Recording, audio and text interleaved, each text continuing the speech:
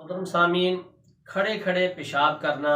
فطرت انسانی کے خلاف ہے اور ہمارا دین بھی اس کی اجازت نہیں دیتا۔ حدیث مبارکہ میں ہے پیارے آقا صلی اللہ علیہ وسلم نے اس بات سے منع فرمایا ہے کہ آدمی کھڑے ہو کر پیشاب کرے۔ فرمایا، راوی فرماتے ہیں کہ ایک بار کھڑا ہو کر میں پیشاب کر رہا تھا تو پیارے آقا صلی اللہ علیہ وسلم نے مجھے فرمایا، اے عمر، کھڑے ہو کر پیشاب نہ کیا کرو، تو پھر میں نے کبھی بھی ایسا نہ کیا۔ دوسری حدیث مبارکہ میں آتا ہے کہ پیارے آقا صلی اللہ علیہ وسلم نے بلا عذر کبھی بھی کھڑے ہو کر پیشاب نہیں کیا۔ لہٰذا اما عائشہ صدیقہ رضی اللہ تعالیٰ عنہ آپ فرماتی ہیں، جو شخص کہے کہ پیارے آقا صلی اللہ علیہ وسلم نے بلا عذر کھڑے ہو کر پیشاب کرتے تھے تو اسے سچا نہ جانو، بلکہ وہ جھوٹ بول رہا ہے، بلکہ آپ صلی اللہ علیہ وسلم بیٹھ کے پیشاب کیا کرتے تھے۔ اس لیے کھڑے ہو کر پیشاب کرنا خلاف سنت اور بد تہذیبی ہے اور منع ہے، اور یہ فعل بد اسے کہا جاتا ہے، اور اس سے ضرور بچنا چاہیے۔ کھڑے ہو کر پیشاب کرنے سے منع فرمایا گیا ہے، اس سے بچنا چاہیے۔ اور یہ ویسے بھی فیشن پرستی اور کفر کا یہ طریقہ ہے، کافروں کا یہ طریقہ رہا ہے کہ کھڑے ہو کر پیشاب کرنا، یہ عمل کفار کا ہے، تو اس سے بچنا چاہیے، کیونکہ یہ کھڑے ہو کر پیشاب کرنا بیل گدھے کی طرح کھڑے ہو کر پیشاب کرنے کی طرح ہے۔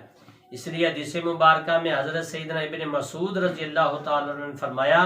کہ بلا عذر کھڑے ہو کر پیشاب کرنا ظلم ہے۔ یاد رہے کہ جس حدیث میں پیارے آقا صلی اللہ علیہ وسلم کھڑے ہو کر پیشاب کرنے کا ذکر ہے، وہ حدیث کھڑے ہو کر پیشاب کرنا اس زخم کی وجہ سے تھا جو آپ صلی اللہ علیہ وسلم کے زانوں میں تھا، تو لہٰذا رفع حاجت کے دوران سطر کھول کر باتیں کرنا یہ مکروہ تحریمی ہے، کیونکہ حدیث مبارکہ میں آیا ہے، پیارے آقا صلی اللہ علیہ وسلم نے فرمایا، دو لوگ مرد یا عورت پخانے کو جائیں تو سطر کھول کر باہم باتیں کریں تو ان پر اللہ تبارک و تعالی غضب فرماتا ہے، یعنی کہ اللہ تعالیٰ ناراض ہوتا ہے، اللہ کا غضب ان پر آتا ہے۔ تو اس دوران نہ ہی تلاوت، دعا، ذکر و اذکار، نہ ہی اذان کا جواب، نہ ہی سلام کا جواب، نہ ہی چھینک کا جواب دینا چاہیے، یہ جائز نہیں۔ حدیث مبارکہ میں آتا ہے، پیشاب کرنے کے دوران پیارے آقا صلی اللہ علیہ وسلم کو ایک صحابی نے سلام عرض کیا تو آپ صلی اللہ علیہ وسلم نے جواب نہ دیا، اور نہ ہی اس دوران کسی دینی مسئلے پر غور کرنا چاہیے، اور نہ ہی آسمان کی طرف دیکھنا چاہیے، اور نہ ہی حدیث مبارکہ میں آتا ہے کہ فرشتے قضائے حاجت اور بیوی کے ساتھ صحبت کرتے وقت فرشتے جدا ہو جاتے ہیں، تو اس لیے باتیں نہیں کرنی چاہیے۔ حدیث مبارکہ میں آتا ہے، پیارے آقا صلی اللہ علیہ وسلم نے فرمایا، رفع حاجت کے وقت بائیں پاؤں پر زور دے کر بیٹھیں اور دائیں پاؤں پر بوجھ کم کریں، اور دونوں پاؤں کو قدرے پھیلا کر بیٹھنا چاہیے۔ جب قضائے حاجت کے لیے بیٹھیں تو اس دوران بدن سے خارج ہونے والی نجاست، پیشاب، پخانہ وغیرہ کو بلا ضرورت نہ دیکھیں، اور ضرورت ہو تو حدیث مبارکہ میں ہے، شرمگاہ کو دائیں ہاتھ سے نہ چھوئیں، بائیں ہاتھ سے چھونا چاہیے، اور بلا ضرورت اپنی شرمگاہ کو نہ چھوئیں اور نہ دیکھیں، حافظہ اور نظر کمزور ہونے کا خطرہ ہے۔ حدیث مبارکہ میں آتا ہے، جو کوئی مرد کسی مرد کی شرمگاہ کی طرف دیکھتا ہے تو اللہ تعالیٰ ناراض ہوتا ہے، تو اس لیے مرد کی شرمگاہ نہیں دیکھنی چاہیے، اور عورت کو عورت کی شرمگاہ کی طرف نہیں دیکھنا چاہیے۔ دو مرد ننگے ایک کپڑے میں نہیں لیٹ سکتے، اور نہ ہی دو عورتیں ننگی ایک کپڑے میں لیٹ سکتی ہیں، اس سے ہماری شریعت منع فرماتی ہے۔ حدیث مبارکہ میں آتا ہے، پیارے آقا صلی اللہ علیہ وسلم نے فرمایا، اللہ تبارک و تعالی لعنت کرے سطر دیکھنے والے اور دکھانے والے پر۔ تو پیارے آقا صلی اللہ علیہ وسلم اس بارے میں اتنی احتیاط فرماتے تھے کہ آپ کا سطر مبارک کسی پر ظاہر نہیں ہوا، حتیٰ کہ آپ صلی اللہ علیہ وسلم کی ایک زوجہ محترمہ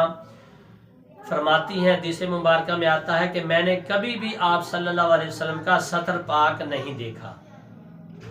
تو اسی طرح سیدنا علی رضی اللہ تعالیٰ عنہ کا اپنی شرمگاہ کی حفاظت کا یہ عالم تھا